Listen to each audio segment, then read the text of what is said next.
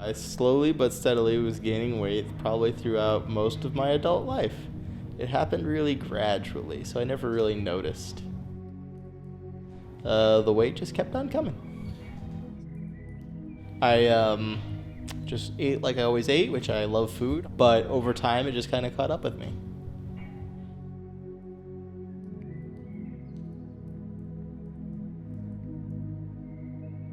I don't know if I ever had an average size because I just continued to slowly but surely put on weight, but I maxed out at 265. I'm only 5'8", so 265 was pretty big.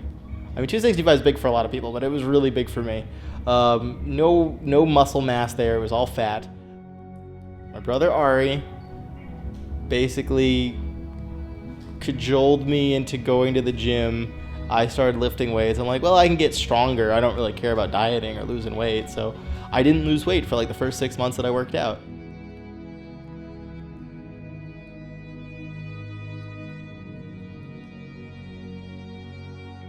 I entered a contest with this other guy at the gym just to see who could lose the most weight in such and such a period of time. And then over like the last few years, I've just it's still in that contest. I look back now, having not been really motivated to lose weight, and I see where I am versus where I came from, and I'm like, holy crap, that was me.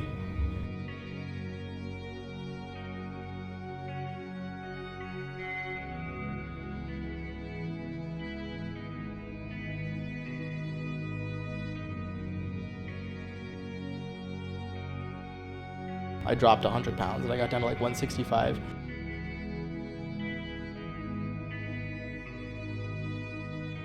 If your big goal is to lose 100 pounds, that's all well and good. I didn't start out trying to lose 100 pounds.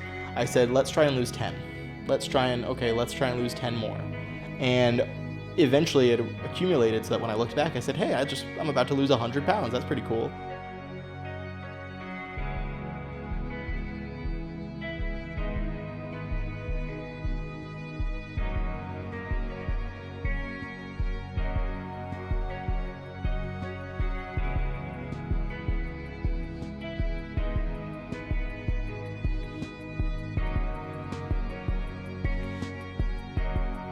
There are some side effects to losing weight. Some of them are cool and some of them are not. When I started losing weight, actually when I started working out, but especially losing weight, I used to have heartburn every single day prior to that. And then as soon as I started losing weight, getting more active, the heartburn went away.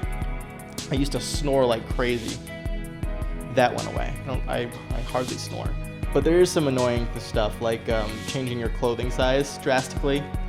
It took me a while to buy some new pants. They were looking pretty ridiculous. Diet is the primary driver for weight loss. Fitness-wise, I mean, if you look at my brother, he's a pretty well-built individual. He eats what he wants, and I eat what I want. I just control the quantity. The diet part just kind of drives the weight loss.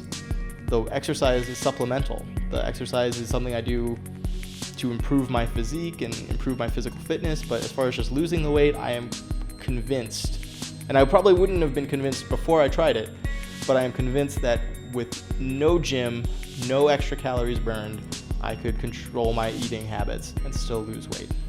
I go to the gym every day. My workout averages about an hour and a half, and I make time for it, and I don't dread it because I'm doing exercises that I like. I'm working out in ways that I actually find, if not fun, then rewarding.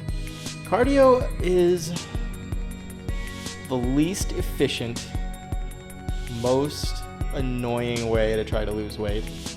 But cardio helps. It can give you a little buffer. It can give you some padding. And if you can do it for long periods of time without messing up, then yeah, it can be a cornerstone of your weight loss. But I've learned that the gym, physical fitness, exercise is not the key.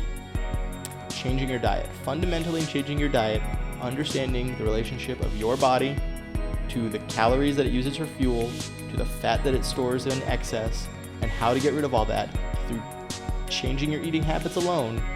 That's the number one lesson I've learned. That is what I would like to send home to everybody who watches this, is that you can just change your eating habits, make yourself do it. It's still tough, it takes some willpower, but you don't have to force yourself to go to the gym. You don't have to go on some kind of crazy fad diet. Change your eating habits, eat a little less, you make healthier choices, you will lose weight, and it is the most efficient way. This is how you diet. Eat what you want in moderation.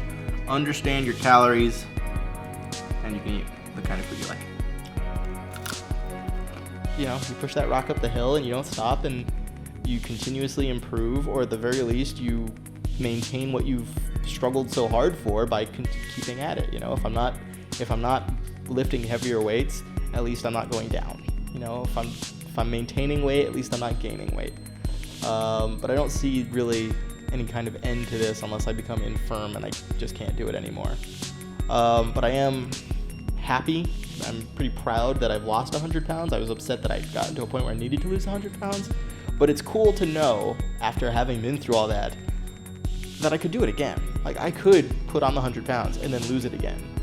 I've put on easily 30 pounds throughout this bulk so far, and I'm gonna lose it again. That's not an if, or it's not a, oh, I really messed up, I don't know what I'm gonna do. I'm putting on the weight, I will lose the weight. Simple as that. You might not want to admit it, but I feel like people don't take fat people seriously. And this is coming from someone who, again, was pretty obese. I feel like just having lost the weight, and even the people who knew me when I was fat, they see that I've lost all this weight, they take me more seriously. You look more dynamic, you give an appearance of, you know, capability and seriousness that being overweight just, you know, it looks like a person who has no self-control and is lazy. And I'm lazy. I mean, don't get me wrong.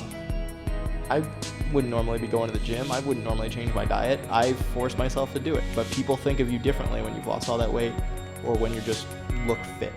If you do start working out and you do lose a lot of weight and you do build up muscle, people who knew you will make comments. Some of them are complimentary and some of them are like, you know, oh, why are you flexing all the time? What's up with, you know, why don't you put your arms down? So you'll get those kinds of comments, but you can handle it. It's a small price to pay.